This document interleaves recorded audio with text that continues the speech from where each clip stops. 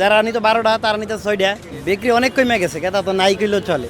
3-4 রকমের ডিম আছে, লাল ডিম আছে, সাদা ডিম আছে, হাঁসের ডিম আছে, দেশি মুরগি আছে। 180 টাকা হাঁস আর 220 টাকা হচ্ছে দেশি মুরগির ডিম। হাঁসের ডিম আর দেশি মুরগি লাল ডিমের দামে তফাৎ থাকবে। লাল ডিমের সাদা ডিমের তফাৎ থাকবে। 1 ডজনে 10 টাকা বাড়ছে। 10 টাকা বাড়লে কম বেশ বোঝা যায় না, বিক্রি আগের মতো হচ্ছে। এটাই লাল ডিম 130 টাকা ডজন, সাদা ডিম 110 টাকা, হাঁসের ডিম 180 টাকা, দেশি মুরগি 200 বা 220। হ্যাঁ, বেশি নিলে তো পাইকারি রেট দেওয়া হয়, বেশি নিলে পাইকারি দেওয়া হয়, একটু কম বেশ হয়।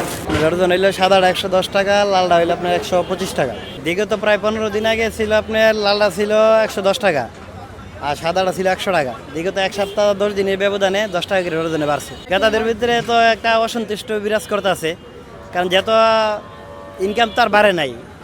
15 দিন আগে যা ছিল বর্তমানে তাই আছে, কারণ এই হিসাবে দেখা গেলে হ্যাঁ, যারা নিত 12টা তারা নিত 6টা, যারা নিত 6টা তার নিতে 4 পিস, এরকম আর কি। কয়েলের ডিম হইলে আপনার 45 টাকা ডজন।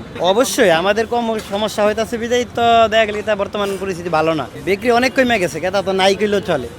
তারপরে তো দোকান তার বন্ধ রাখতে পারতেছি না, হলো এরকম লাগতেছে। যতটুকু সম্ভব আমরা কমাই নিতেছি এবং সামনে আশাবাদী ঠিক হয়ে যাবে। আর এখন তো বিভিন্ন ধরনের হামারি যারা আছে অথবা যারা বড় আরতদার আছে অজুহাত দেয়াইতেছে, গাড়ি যাইতেছে না, তেলের সংকটের কারণে আনতে পারতেছে না, কারেন্ট থাকে না, বিদ্যুতের সমস্যা, জেনারেটর ইউজ করার লাগতেছে, এর জন্য খরচ বেশি ভরে যাইতেছে। না, প্রায় বিগত প্রায় আপনি 2 বছর 2.5 বছর যাবৎ ডিমের ঠিকই ছিল, প্রায় 10 দিন যাবত একটু বাড়তি। তেলের সংকট কমে গেলে যদি সমাধার ভিতরে আসে তাহলে ডিমের রিডও কমে যাবে আশাবাদী। হ্যাঁ, কমে দিলে সবার জন্যই ভালো।